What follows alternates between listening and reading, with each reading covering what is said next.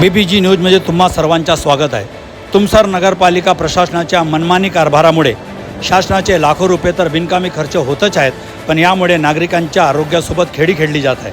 असाच एक प्रकार सध्या चर्चेचा विषय ठरला आहे, तो आहे तुमसर ते डोंगरला रस्त्यावर फेकलेला घनकचरा, ज्यामुळे नागरिकांना रस्त्यावरून श्वास घेणेही कठीण झालेले आहे। तुमसर नगरपालिकेकडून शहरातील घनकचरा उचलण्याचा महिन्याकाठी लाखो रुपये देऊन कंत्राट दिला आहे आणि हा घनकचरा तुमसर ते डोंगरला रस्त्यावरच्या घनकचरा डंपिंग यार्डपर्यंत घेऊन जाण्याची जबाबदारी हे त्या कंत्राटदाराची आहे। परंतु मागील 3 दिवसापासून शहरातील घनकचरा तुमसर ते डोंगरला रस्त्याच्या कडेला फेकलेला आहे। एकीकडे पावसाचे दिवस आहेत, यावेळी अनेक संसर्गजन्य रोगांचा प्रादुर्भाव वाढत असते, त्यातच भर घातली या घनकचऱ्याने।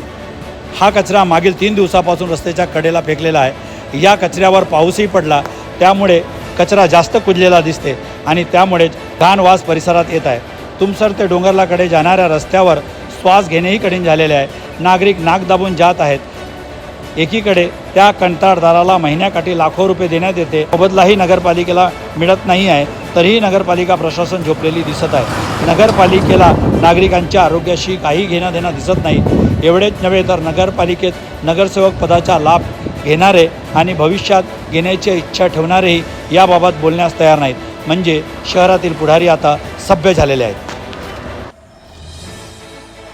मैं द्वारका प्रसाद पटले डोंगरला रहवासी। तुमसर नगर परिषद के लापरवाही के हिस्से स्वास्थ्य के साथ में ये खिलवाड़ कर रहे हैं। करोड़ रुपए का डंपिंग यार्ड बनाने के बाद भी ये रोड पे कचरा फेंक रहे हैं। जाते आते दुर्गंध आती है, कई लोग बीमार होने की संभावना है। प्रशासक गहरी नींद में सोया हुआ है, इसको कौन जागृत करेगा।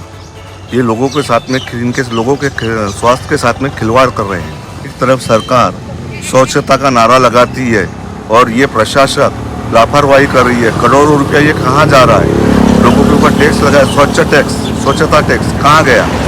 हाँ, ये कोई मुद्दा, ये जाने आने पे दुर्गंध हो रही है, कोई बीमार हो रहा है, कुछ हो रहा है, ये जनता के साथ में धोखाधड़ी है और इस पे कार्रवाई की जाए।